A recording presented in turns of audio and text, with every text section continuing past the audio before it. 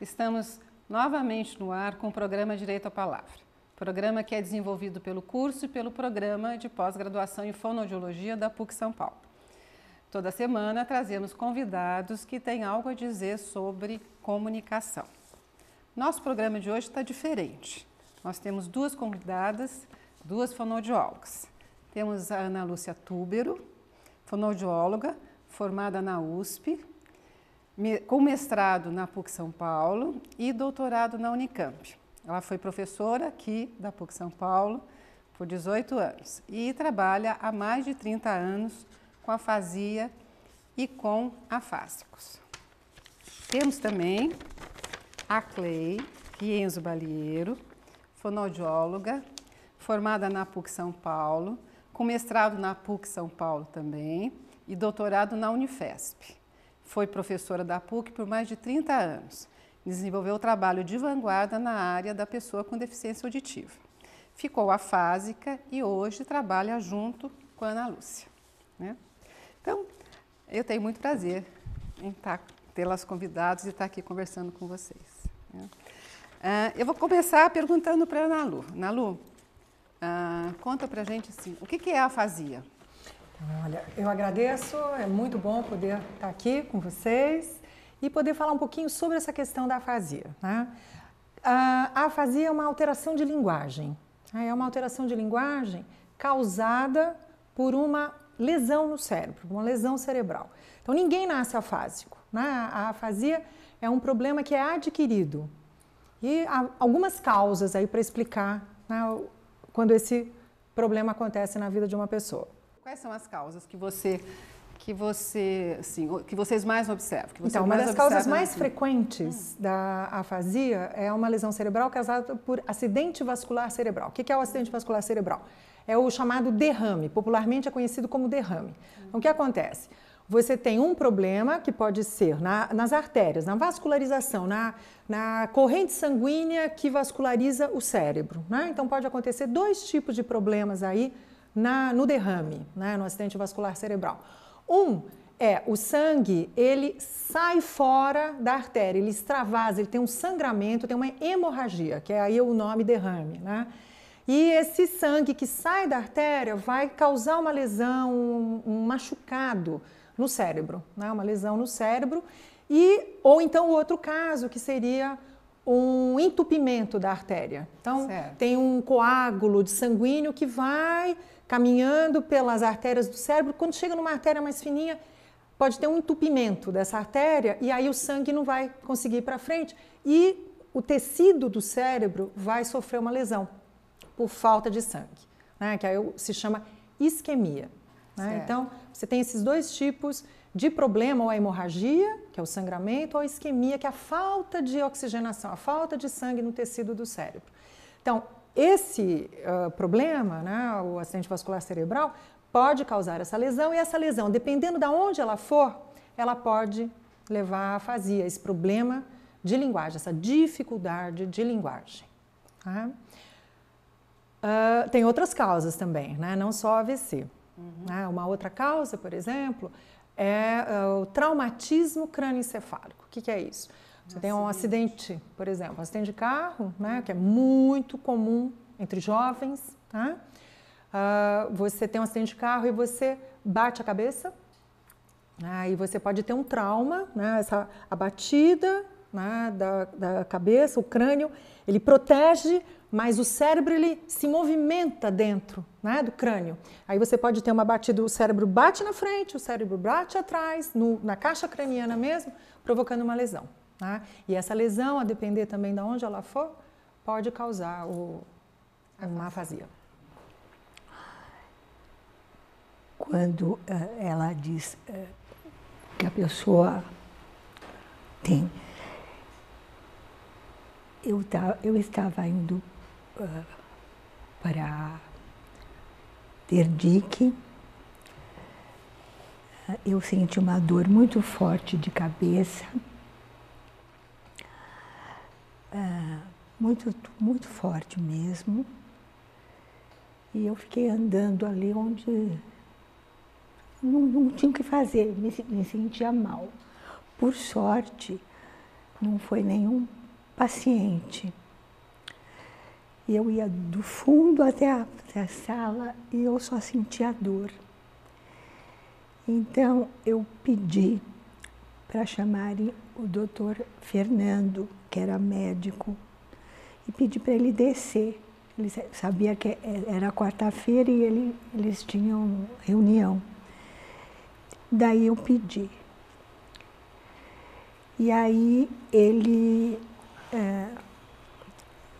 me examinou e achei pelo rosto meio esquisito.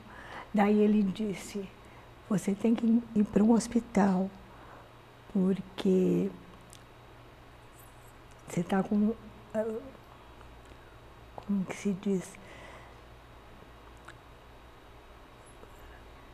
Você está tendo um AVC? Não falou isso. A sua pressão está muito alta. Pressão.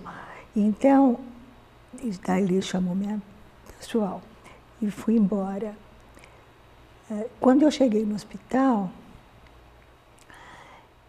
meu filho estava lá, ele é médico também, e me olhou, mexeu, e ela falou, olha, eu vou deixar seu nome lá e já volto. E ele foi. E daí eu voltei e não existia mais eu, né? Daí eu fiquei 45 dias hospitalizada. Então, o que eu tive foi um AVC com hemorrágico.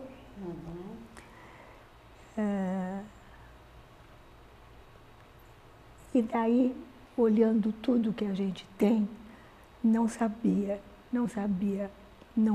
havia cálculo, nem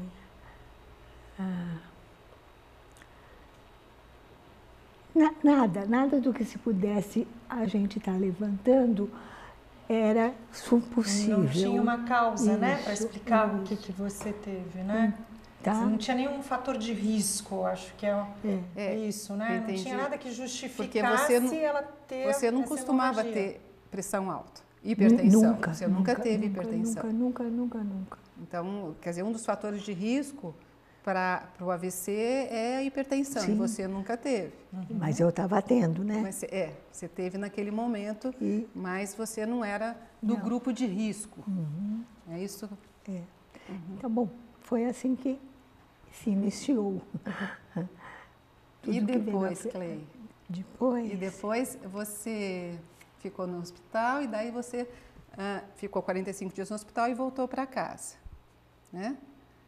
Vamos deixar a Ana Lu falar Não, algumas coisas e depois você entra, isso, tá bom? Então, Porque eu sei, quando você ouviu pela primeira vez a palavra afasia, a Clê me contou isso, né? Que ela fala afasia, eu sei o que é, mas será que eu tô afásica? Eu sei o que é. Ela é fonoaudióloga, né? lógico. Lembra disso que você me contou? Acho que o Alfredo, o doutor Alfredo, O estava Alfredo. falando, né? Acho que a Clê tá afásica e tal. E ela falou, mas sou eu que tô assim, né?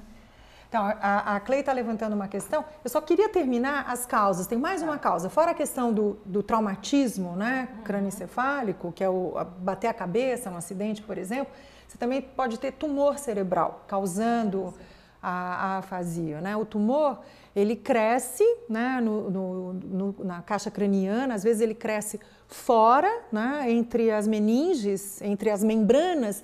A gente tem o crânio, a gente tem uma membrana que protege, né, o cérebro. Então, o tumor pode ser fora ou ele pode ser dentro, né? E esse tumor, ele vai crescendo, ele faz uma pressão, né? Então, é como se a gente tivesse alguma coisa que empurrasse e aí o cérebro sente aquela pressão e começa a ter problemas no funcionamento desse cérebro, né? E uma das questões que pode acontecer é essa alteração de linguagem, que é a afasia também.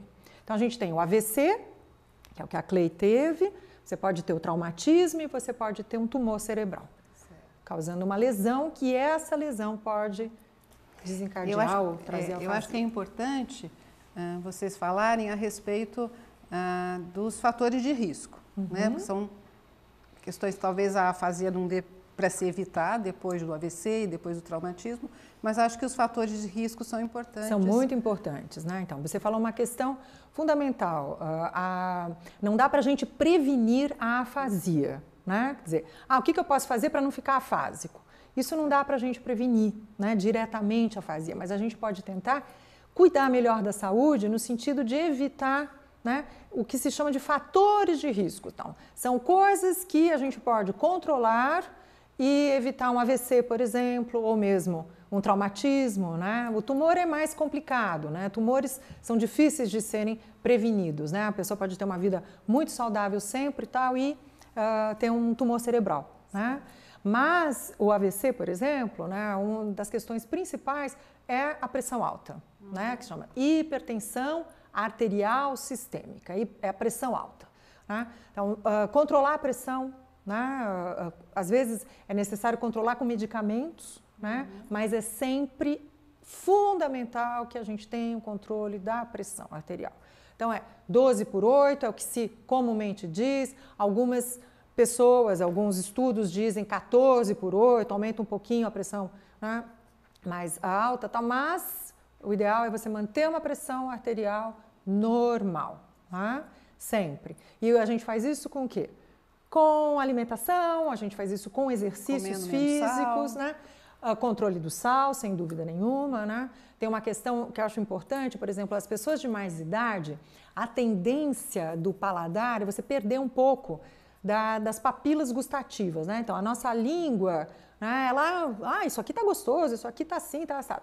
Quando a gente vai ficando mais velho, a gente perde essa capacidade, então precisa de mais sal para poder sentir o sabor, né? Só que aí é que é o problema, né? Quanto mais sal você põe para poder sentir o paladar, né, esse sal contribui para um aumento de pressão. Então, isso é uma das coisas que a gente tem que controlar. O sedentarismo, por exemplo, não fazer atividade física, né? O sedentarismo, ele é ruim porque, às vezes, a pessoa pode ter a pressão alta e ela pode ser controlada se você fizer exercícios físicos. Colesterol também, né? A questão do colesterol, quer dizer, gordura no sangue, né? Você consegue controlar melhor, às vezes você precisa de medicamentos, né? Mas também com exercícios físicos, né? Um outro fator de risco é diabetes, né? Uma doença, né? A diabetes está ligada ao aumento de açúcar no sangue, né? Então, aumento de glicose no sangue, porque o pâncreas não consegue produzir insulina suficiente. Então, tem uma questão de metabolismo, tem a ver com o funcionamento do nosso organismo, mas está ligado ao pâncreas, à insulina, à queima de açúcar. Então, a pessoa que tem diabetes, ela vai ter mais açúcar no sangue, e isto, né, contribui para que o funcionamento, a circulação sanguínea se dê de uma forma mais alterada também. Então, você não vai ter uma vascularização, que é importante, isso afeta também a... Então, tem mais? Tem mais, por exemplo, cigarro, tabagismo, né? Tá certo. Fumante, isso é muito comum. Você tem AVC em pacientes que têm histórico de tabagismo, né? De fumo. Né? A pessoa que fuma e tal tem um risco elevadíssimo de ter um AVC. Né? Álcool também contribui, né? São vários os fatores aí também do álcool ligado a colesterol, ligado à placa de gordura. A gente tem o que se chama de ateromas, né? Então você tem a gordura se deposita na artéria e o sangue, quando vai passar, ele tem um obstáculo lá que é a gordura. Então o sangue tem que fazer mais força, você tem uma menor vascularização e você tem um aumento da pressão também. Então essas coisas estão muito interligadas, né? Então tem pessoas que fazem parte de grupo de risco de ter um AVC. Então, se você fuma, se você tem pressão alta, etc. e tal, você corre um risco maior de ter um AVC e com isso ter afasia. Né? Certo. Agora, tem os casos como a Clay, por exemplo. Você não faz parte de nenhum grupo de risco. Né? Tudo bem, porque não fazia muita ginástica, né, Clay e tal, mas o sedentarismo por si, sozinho, se você não faz atividade física, né? Mas tem casos, por exemplo, né, tem algumas histórias que às vezes a pessoa não faz parte do grupo de risco, né, mas tem uma causa aí que desconhecia. Então, tem um rapaz jovem, com 40 e poucos anos, ele começou a ter uma alteração de visão, começou a ver o que se chama de diplopia, que é uma alteração da visão, você vê duplo, né? A visão dupla. E ele achou esquisito aquilo, aí um outro dia ele perdeu a visão, ele foi ao hospital, foi diagnosticado com uma sinusite, né? E, na verdade, depois ele voltou ao hospital, ele teve uma convulsão, ele teve um AVC isquêmico, porque ele tinha um problema hematológico, ele tinha um problema no sangue. Então, eu queria agora falar um pouco sobre a afasia mesmo, né? De contar, ou que a Clei contasse um pouco das questões de linguagem, das dificuldades de linguagem, ou que você mesmo começasse, daí a Clei continuasse. Eu acho que a gente podia falar sobre as dificuldades de linguagem e da afasia, né? Que eu acho que é importante. Eu acho assim que é importante a gente frisar, né, que a afasia é um problema de linguagem. A pessoa pode ter, né, dificuldade para falar, para pedir um copo d'água, para falar oi, para falar bom dia, né? Então, desde coisas mais... Ela pode até ter conhecimento de 6 línguas e tal, e de repente só conseguir falar esse, né? Não conseguir falar mais nenhuma palavra. Então, tem uma dificuldade para falar, pode ter uma dificuldade para entender, para compreender, né, aquilo que as pessoas falam. Então, o que você falou? Ai, não entendi. Repete. Então, tem dificuldade também para, além de se expressar, para compreensão. Dificuldade também na escrita, não é só na linguagem oral, mas na escrita, né, Clei? E, então, para você escrever um texto ou alguma coisa, né, que seja o seu próprio nome, muitas vezes você pode passar a ter dificuldade, né, de escrever, e também para entender a leitura, né? E, né, muitas vezes as pessoas têm dificuldade para falar e tal, escreve, né? Não, a escrita também é um problema de linguagem escrita.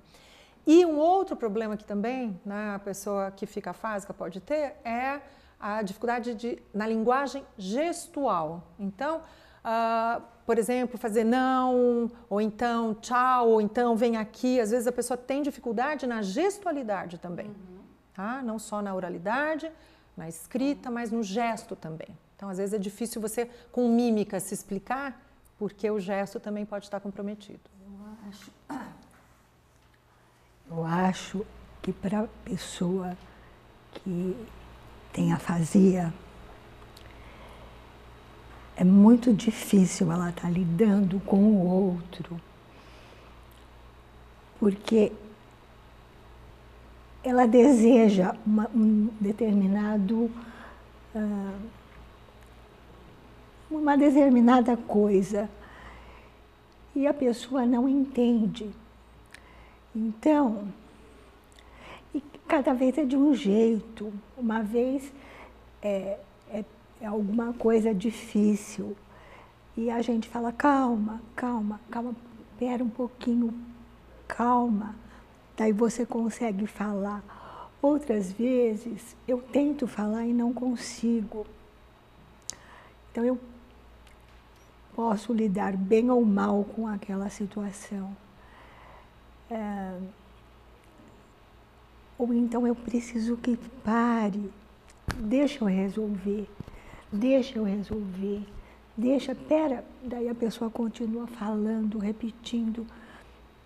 E a gente podia ter ganho a conversa, mas não pôde porque foi andando, foi atropelando, digamos, né?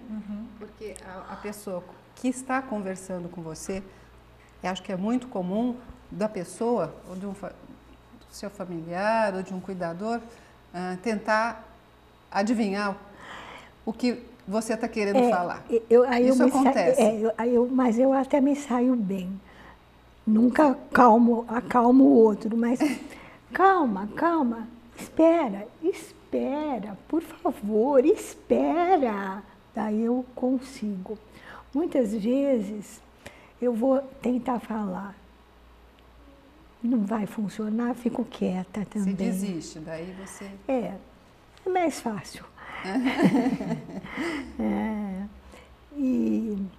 Mas acho que isso que você está colocando é importante, né? Para as pessoas ouvirem isso. Porque é uma tendência do outro estar sempre tentando ajudar a colocar a palavra na sua boca, né? Acho que é importante você dizer isso aqui. Ah, sim.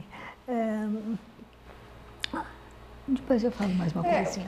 Porque assim, o que pode acontecer, né? Por exemplo, a pessoa quer falar alguma coisa e não encontra a palavra, né? Então isso se chama anomia, né? Então tem uma dificuldade para dizer, pega o, como chama aquilo, né? Então fica brigando para, ela sabe o que ela quer. Sabe uma coisa que acontece em casa? Por exemplo, meu marido está vendo televisão. Ele fala qualquer coisa. E eu nunca entendo, não fica gravado. Só o que vem depois. Eu fui ao cinema ontem e aconteceu tal coisa. Aconteceu tal coisa, eu entendi. O outro não. Uhum. E daí fica confuso. Porque eu digo, não, antes, não, mas eu estava falando do fulano, não, era do fulano. Então aquilo já é bastante bem, porque eu já saco. Então eu mando esperar, né? Mas ainda assim é bastante difícil, bastante difícil. É porque o outro, né, no caso do seu marido, ele não sabe exatamente o que você não entendeu. Então, às vezes, vai retomar tudo e, às vezes, não retoma aquilo que ela não entendeu. E retoma alguma outra coisa que para ele é importante também, né? Assim, e daí eu falo, não. Depois fica daquilo mesmo, ou às vezes consegue-se um jeito de melhorar na hora. Tem uma outra coisa que pode acontecer, por exemplo, você quer falar uma palavra, né, alguma coisa, e você diz uma outra palavra no lugar. Você quer falar o nome de alguém e você fala o nome de outra pessoa. Ou então você quer pedir alguma coisa, passa o sal. Por exemplo, domingo. Daí eu dizia para o filho do meu filho, certo? É o seu neto? É. O seu neto. Então, ele chama